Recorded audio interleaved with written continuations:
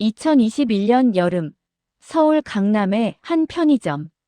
새벽 2시, 한 남자가 라면 박스를 나르고 있었습니다. 그의 이름은 박진혁. 나이 42세. 하지만 5년 전만 해도 그는 북한에서 김정은이 경제 정책을 설계하던 최고 엘리트였습니다. 평양 외국어대학 수석 졸업. 당 중앙위원회 경제부 과장. 30대의 부부장까지 오른 촉망받는 간부. 그런 그가 왜 나만의 편의점에서 최저임금 알바를 하고 있을까요? 그리고 인터뷰에서 그가 한 말은 모든 사람을 놀라게 했습니다.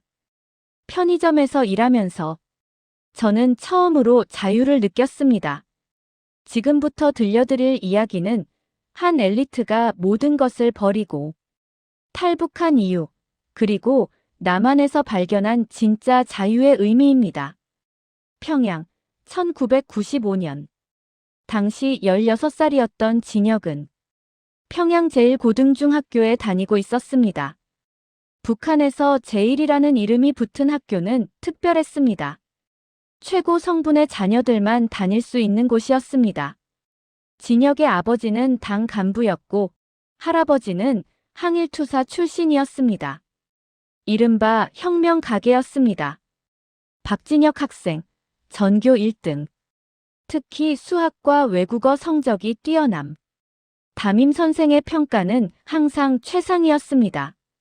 1997년 진혁은 평양외국어대학에 합격했습니다.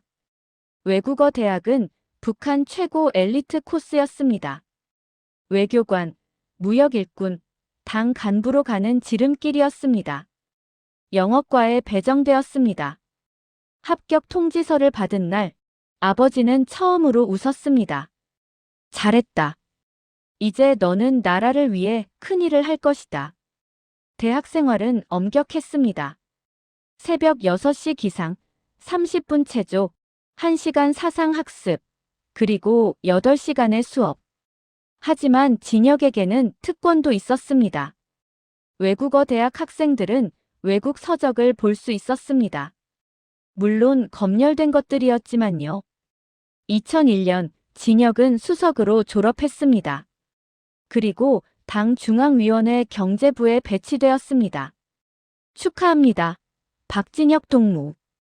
이제부터 당의 경제 정책을 보좌하게 될 것입니다. 24세.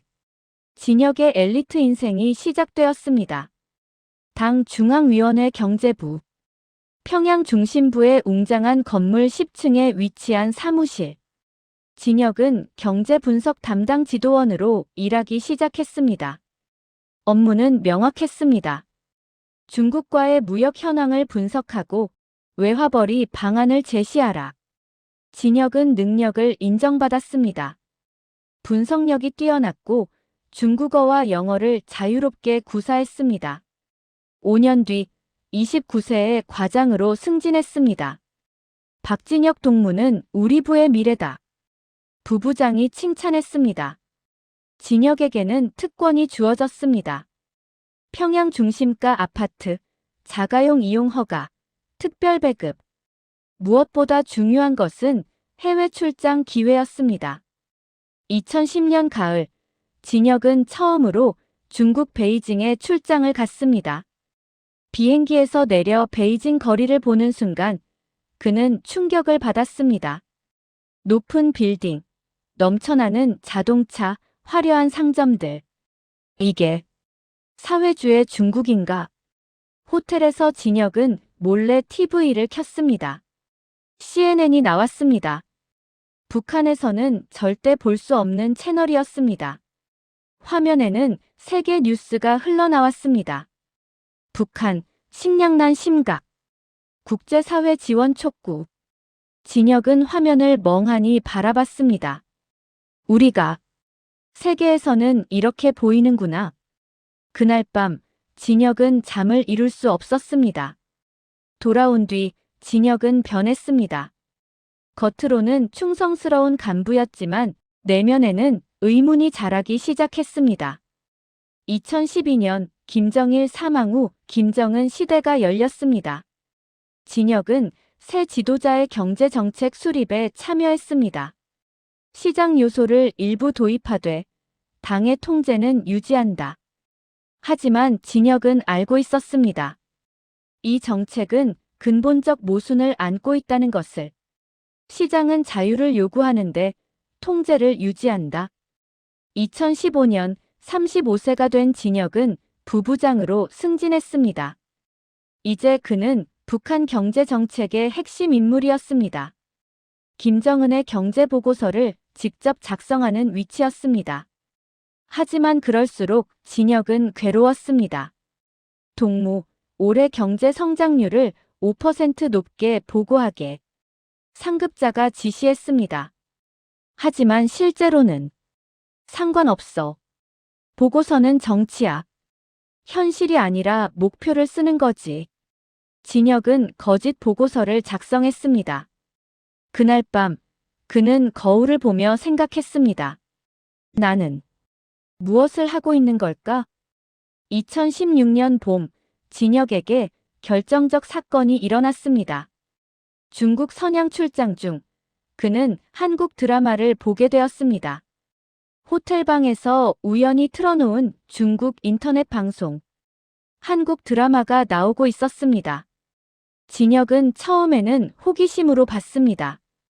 남조선이 어떻게 나오나 보자. 하지만 30분을 보는 순간 그는 화면을 끄지 못했습니다. 드라마 속 서울은 북한에서 배운 것과 완전히 달랐습니다. 사람들은 풍요롭게 살았고 자유롭게 말했고 웃으며 걸었습니다. 이게 진짜 남조선인가? 진혁은 밤새 인터넷을 뒤졌습니다. 한국의 1인당 GDP, 민주주의 지수, 언론 자유도 모든 지표가 북한과 비교할 수 없이 높았습니다. 우리가 속은 건가? 북한으로 돌아온 진혁은 더 이상 예전의 진혁이 아니었습니다. 사무실에서 경제보고서를 작성하면서도 머릿속은 다른 생각으로 가득했습니다. 이 시스템은 언젠가 무너질 거야. 그리고 그는 결심했습니다. 나는 여기서 나가야 해. 하지만 탈북은 쉽지 않았습니다. 진혁은 고위 간부였습니다. 항상 감시 대상이었고 가족도 있었습니다. 아내와 8살 아들. 가족을 어떻게 하지? 진혁은 고민했습니다. 가족과 함께 탈북하는 것은 거의 불가능했습니다. 위험도가 너무 높았습니다. 그렇다고 혼자만 나갈 수도 없었습니다. 나 때문에 가족이 정치범 수용소로 가게 될 텐데. 2017년 여름, 진혁은 중대한 결정을 내렸습니다. 아내와 이혼하기로 한 것입니다. 이혼하자. 진혁이 말했습니다. 무슨 소리야? 갑자기 왜? 나 다른 여자가 생겼어. 거짓말이었습니다. 하지만 이혼의 명분이 필요했습니다. 아내는 울며 소리쳤습니다. 당신 미쳤어? 우리 아들은 어떻게 하고? 미안해. 정말 미안해. 진혁은 더 이상 말할 수 없었습니다. 이혼 후 진혁은 아내와 아들을 당 간부 출신 친척에게 맡겼습니다. 이렇게 하면 내가 탈북해도 가족은 안전할 거야. 진혁의 계산은 이랬습니다. 이혼한 전처와 아들은 피해자가 됩니다. 오히려 동정 대상이 되어 처벌을 피할 수 있을 것이라고. 하지만 그것은 진혁 혼자만의 희망이었습니다. 2018년 10월, 진혁은 중국 단둥 출장 기회를 얻었습니다. 무역협상 준비차 일주일간 체류 예정. 출장 허가서를 받는 순간 진혁은 알았습니다. 이게 마지막 기회다. 출장 전날 밤 진혁은 평양 시내를 걸었습니다. 태어나고 자란 도시. 모란봉, 대동강, 주체 사상탑. 안녕, 평양. 진혁은 작게 중얼거렸습니다. 집으로 돌아와 그는 편지 한 통을 썼습니다. 아들에게 보내는 편지였습니다.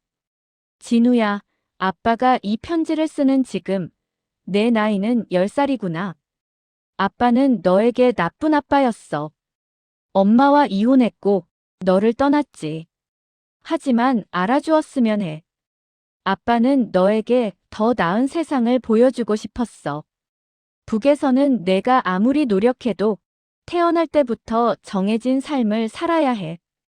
아빠는 그게 싫었어. 언젠가 우리가 다시 만날 수 있을까? 아빠는 모르겠어. 하지만 한 가지는 약속할게. 아빠는 자유로운 곳에서 너를 생각하며 살 거야. 사랑한다, 진우야. 편지를 봉투에 넣고 진혁은 서랍 깊숙이 숨겼습니다. 다음 날 아침, 진혁은 중국행 기차에 올랐습니다. 손에는 서류 가방 하나. 그 안에는 여권, 약간의 현금, 그리고 중국 브로커 연락처가 적힌 메모지가 있었습니다. 중국 단둥시. 진혁이 묵은 호텔은 압록강이 보이는 곳이었습니다. 창문 너머로 북한 신의주가 보였습니다. 저기가 이제 돌아갈 수 없는 곳이구나. 출장 3일째 밤, 진혁은 움직였습니다. 호텔을 몰래 빠져나와 미리 약속한 장소로 갔습니다. 단둥 외곽의 한 식당 뒷골목. 박진혁 씨 맞습니까? 중국인 브로커가 나타났습니다. 네. 여권 주세요. 진혁은 북한 외교 여권을 건넸습니다. 브로커는 여권을 보더니 눈이 커졌습니다. 당 간부 여권이네요. 이거 대단한데요. 그래서 위험하기도 합니다. 빨리 처리해 주세요. 비용은 얼마나 준비하셨어요? $10,000 있습니다. 충분해요. 태국까지 보내드릴게요. 그날 밤부터 진혁의 도주가 시작되었습니다. 중국 내륙 이동. 화물 트럭에 숨어 이틀을 달렸습니다. 42세의 나이에 비좁은 공간에 웅크리고 있자니 뼈가 쑤셨습니다. 두 번째 구간 중국 베트남 국경. 가짜 중국인 신분증으로 버스를 탔습니다. 검문대마다 심장이 터질 듯 뛰었습니다. 세 번째 구간 베트남 라오스 태국. 2주 동안 육로로 이동했습니다. 밀림을 걸었고 강을 건넜고 산을 넘었습니다. 42세 학자의 몸으로는 견디기 힘든 여정이었습니다. 2018년 11월 15일. 진혁은 태국 방콕에 도착했습니다. 한국 대사관으로 직행했습니다. 저는 북한에서 온 탈북자입니다. 대사관 직원은 놀란 표정으로 진혁을 바라봤습니다. 신분이 어떻게 되시죠? 당 중앙위원회 경제부 부부장이었습니다. 직원의 눈이 더 커졌습니다. 일주일 뒤 진혁은 대한민국 인천공항에 도착했습니다. 비행기에서 내려 입국장을 통과하는 순간 그는 다리에 힘이 풀렸습니다. 드디어 왔구나. 하지만 기쁨도 잠시, 곧 불안이 밀려왔습니다. 나는 이제 어떻게 살아야 하지? 하나원 3개월 교육을 마치고 진혁은 서울 관악구의 작은 원룸에 정착했습니다. 정부 지원금으로 받은 보증금으로 겨우 구한 집이었습니다. 방 하나, 화장실 하나. 평양에서 살던 아파트에 10분의 1도 안 되는 크기였습니다. 진혁은 일자리를 찾기 시작했습니다. 경제학 전공, 당 간부 경력, 중국어 영어 가능. 이력서는 화려했습니다. 하지만 면접에서는 번번이 떨어졌습니다. 북한 경력은 저희가 인정하기 어렵습니다. 나이가 좀 너무 많으신 것 같네요. 탈북자 전담 채용이 아니라서요. 1달, 2달, 3달. 진혁은 50군데 넘게 지원했지만 모두 떨어졌습니다. 2019년 여름, 진혁의 통장에는 30만 원이 남아 있었습니다. 월세 50만 원을 낼 수 없었습니다. 죄송합니다. 이번 달은 조금 늦어질 것 같습니다. 집주인에게 사정했습니다. 에휴, 탈북자시라고 하셨죠? 힘드시겠네요. 다음 달까지는 내주세요. 감사합니다. 혁은 머리를 숙였습니다. 북한에서는 수백 명의 부하를 거느린 부부장이었습니다. 지금은 월세도 제때 못 내는 백수였습니다. 어느 날 밤, 진혁은 편의점 앞을 지나가다 멈췄습니다. 창문에 붙은 공고가 눈에 들어왔습니다. 알바 구함. 야간 근무 시급 9,160원. 진혁은 한참을 그 공고를 바라봤습니다. 내가 편의점 알바를. 자존심이 상했습니다. 하지만 선택의 여지가 없었습니다. 진혁은 편의점 문을 열고 들어갔습니다.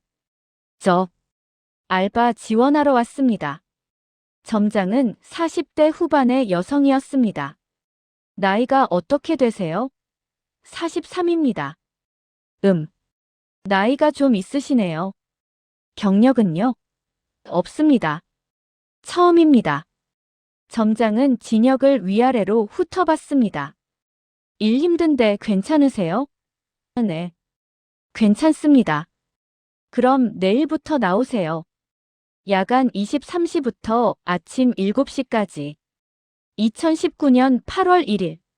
진혁의 첫 출근 날. 밤 11시.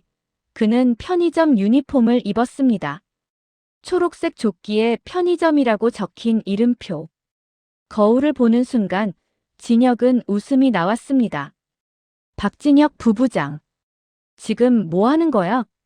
점장이 업무를 가르쳐줬습니다. 계산대는 이렇게 찍고요. 라면은 이렇게 끓이고 담배는 여기 있고. 진혁은 열심히 메모했습니다. 북한에서 경제 보고서를 쓸 때보다 더 진지하게. 첫날 밤은 혼란의 연속이었습니다. 택배 접수 어떻게 해요? 담배 한 보루요. ATM이 안 돼요. 손님들의 요구가 쏟아졌습니다.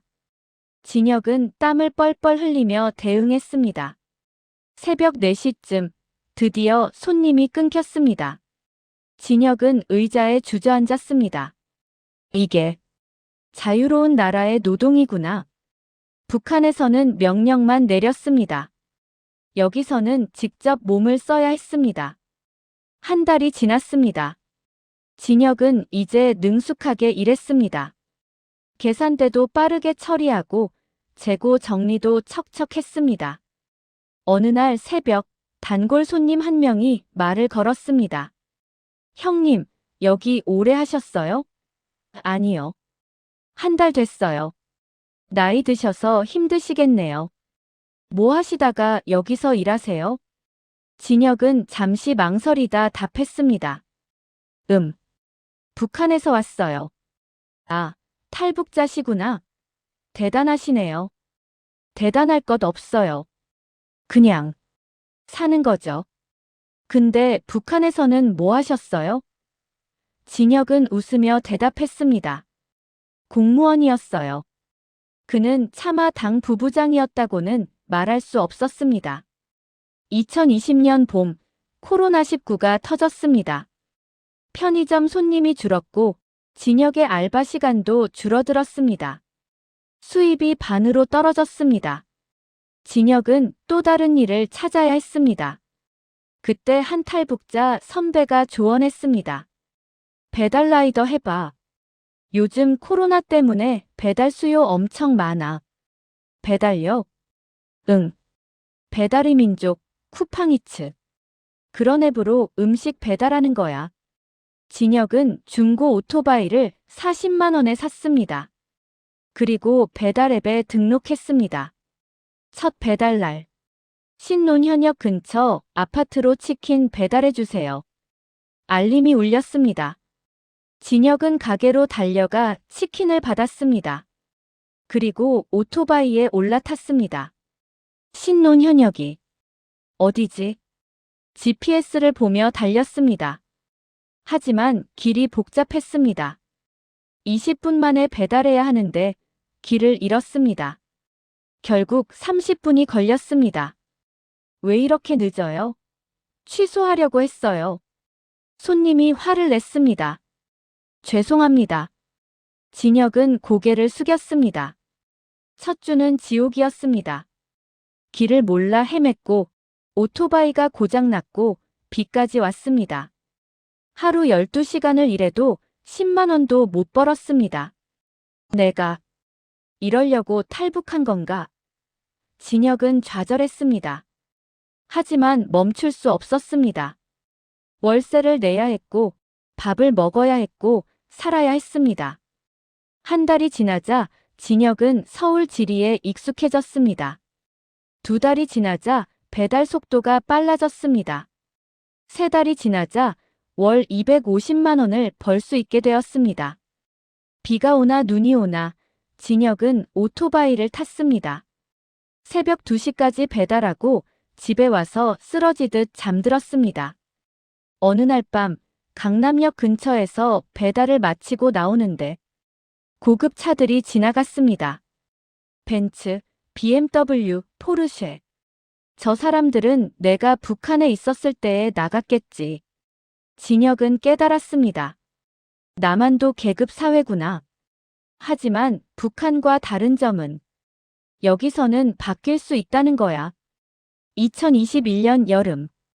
진혁은 1년 반을 버텼습니다.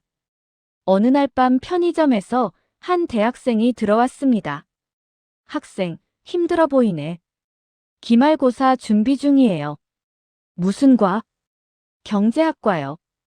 진혁의 손이 멈췄습니다. 학생증에 서울대학교 경제학과가 보였습니다. 학생이 나간 뒤 진혁은 생각했습니다. 나도 다시 공부할 수 있을까? 그날 밤 진혁은 탈북자 대학 입학을 검색했습니다.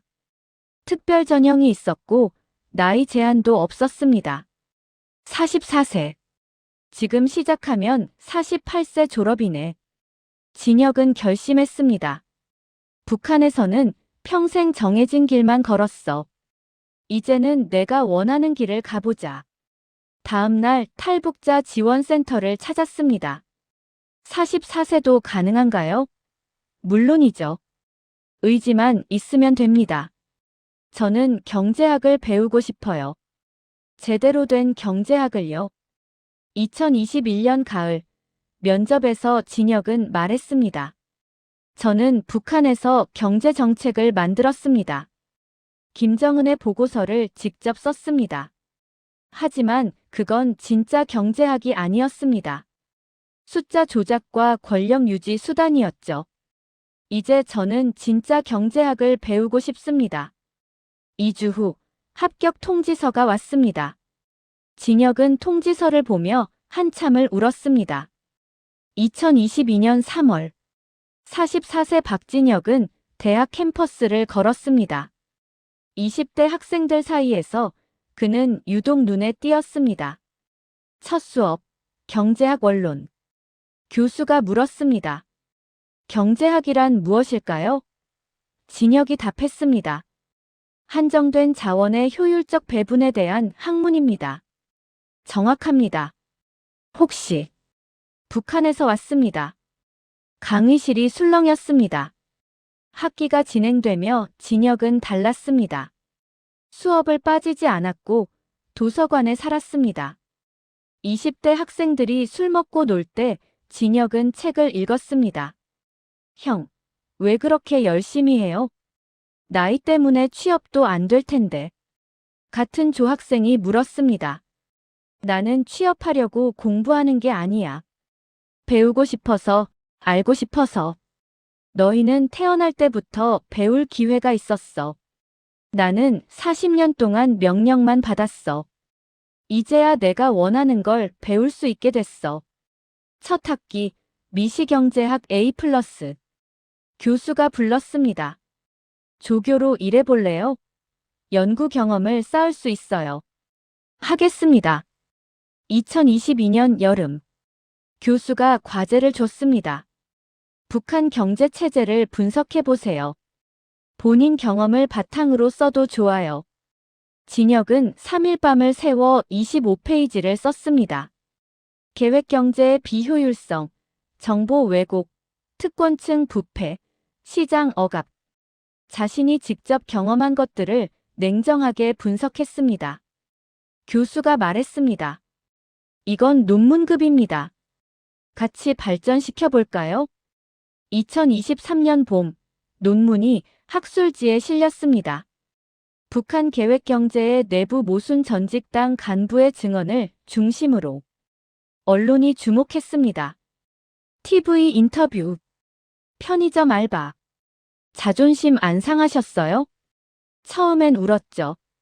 새벽에 라면 박스 나르면서 내가 왜 이래야 하나 싶었어요. 지금은요? 지금은 그때가 제일 자유로웠다고 생각해요. 자유로웠다고요? 네. 부부장일 때는 제 선택이 없었어요. 시키는 대로 거짓말 써야 했고 감시당했죠. 편의점에서는 제가 원해서 일했어요. 돈은 적었지만 그건 제 돈이었어요. 그게 자유예요. 방송 후 제안이 쏟아졌습니다. 기업 자문 요청, 연구소 제의, 한 건에 500만 원, 편의점 2달치를 하루에 벌 수 있었습니다. 어느 날 진혁은 10년 전 아들 사진을 보며 편지를 썼습니다. 진우야, 아빠는 남한에 와서 힘들었어. 편의점 알바하고 배달하고. 하지만 그때가 가장 행복했어. 왜냐하면 그게 아빠가 선택한 삶이었거든. 북에서는 높은 자리에 있었지만 자유가 없었어. 여기서는 가난했지만 매일 선택할 수 있었어. 언젠가 남북이 하나 되면. 사랑한다, 우리 아들. 2024년 봄. 47세 진혁은 졸업했습니다. 우등 졸업생으로 단상에 올랐습니다. 여기까지 왔구나. 북한 경제전문연구소 선임연구원으로 취직. 월급 550만 원. 6년 전에 6배. 대학 특강 요청. 200명 학생 앞에서 진혁은 말했습니다. 저는 6년 전 북한 부부장이었습니다. 김정은의 경제 보고서를 썼죠. 그리고 남한에 와서 편의점 알바가 되었습니다. 많은 분들이 제게 묻습니다. 왜 탈북했느냐고. 물질적으로는 좋았습니다. 하지만 영혼은 죽어 있었습니다. 제가 남한에 와서 가장 놀란 건 북한이 거짓말한 게 아니라 진실도 말했다는 것이었습니다. 학생들이 술렁였습니다. 북한은 남조선은 경쟁이 치열하다고 했어요. 맞습니다. 저도 신군대 면접 다 떨어졌어요. 빈부격차가 심하다고 했어요. 맞습니다. 강남역에서 포르쉐가 지나갈 때 저는 편의점 알바복을 입고 있었죠. 하지만 북한이 말하지 않은 게 있습니다. 여기서는 실패해도 다시 시작할 수 있다는 것. 47세에도 대학 갈 수 있다는 것. 태어난 계급이 운명을 결정하지 않는다는 것. 저는 부부장이었을 때보다 편의점 알바였을 때가 더 자유로웠습니다. 왜냐하면 그건 제가 선택한 삶이었으니까요. 박수가 터져 나왔습니다. 강연 후 한 학생이 물었습니다. 선생님, 정말 편의점에서 우신 적 있어요? 네, 많이 울었죠. 처음엔 자존심 상해서 내가 부부장까지 했는데 왜 이래야 하나 싶어서요. 그 다음엔요? 그 다음엔 기뻐서 울었어요. 깨달았거든요. 이게 내가 선택한 삶이라는 걸. 그게 진짜 자유라는 걸. 강연을 마치고 6년 만에 예전 편의점을 찾았습니다. 진혁 씨, TV에서 봤어요. 축하해요. 감사해요. 여기서 제가 진짜 자유가 뭔지 배웠거든요. 한강 둔치를 걸으며 진혁은 수첩에 적었습니다. 자유는 선택이다. 나는 북한에서 부부장이었고 남한에서 편의점 알바가 되었다. 그리고 다시 연구원이 되었다. 가장 자유로웠던 순간은 편의점에서 라면 박스를 나르던 그 새벽이다. 왜냐하면 그건 내가 선택한 삶이었으니까. 자유는 지위가 아니라 선택이다. 2025년 가을. 진혁은 서울 시내 서점에 섰습니다. 신간 코너에 자신의 책이 놓여 있었습니다. 부부장에서 알바까지 한 탈북자가 발견한 자유의 의미. 책을 펼치자 첫 페이지에 헌사가 있었습니다. 이 책을 아들 진우에게 바칩니다. 그리고 자유가 무엇인지 고민하는 모든 분들에게. 자유는 주어지는 것이 아니라 선택하는 것입니다. 계산대 직원이 말했습니다. 이 책 요즘 인기 많아요. 북한 간부가 편의점 알바하면서 자유를 깨달았다는 이야기래요. 진혁은 미소 지었습니다. 밖으로 나와 하늘을 올려다봤습니다. 가을 하늘이 높고 푸르렀습니다. 문득 6년 전이 떠올랐습니다. 편의점 유니폼을 처음 입던 날. 라면 박스를 나르다 쓰러질 뻔했던 날. 새벽 4시에 혼자 울던 날. 그리고 깨달았던 순간. 이게 내가 선택한 삶이구나. 진우야. 언젠가 너도 이 책을 읽을 수 있을까? 답은 없었습니다. 하지만 희망은 있었습니다. 이 이야기는 실제 탈북 엘리트들의 증언을 바탕으로 재구성되었습니다. 현재도 많은 고위 탈북자들이 남한에서 어려운 삶을 살고 있습니다. 북에서는 높은 지위에 있었지만 남한에서는 처음부터 시작해야 합니다. 편의점 알바, 배달라이더, 공장 노동자. 하지만 그들이 공통으로 말하는 것이 있습니다. 힘들어도 여기가 좋다고. 왜냐하면 여기서는 선택할 수 있기 때문입니다. 자유는 공짜가 아닙니다. 자유는 편한 것이 아닙니다. 자유는 매일 선택하고 책임지고 때로는 고통받는 것입니다. 하지만 그 자유가 있기에 우리는 인간입니다. 북한 최고 엘리트였던 한 남자는 남한의 편의점에서 진짜 자유를 발견했습니다. 부부장의 권력보다 알바의 선택이 더 소중했습니다. 그리고 그는 오늘도 그 자유를 선택합니다. 매일 다시. 자유는 선택입니다. 당신은 오늘 무엇을 선택하시겠습니까?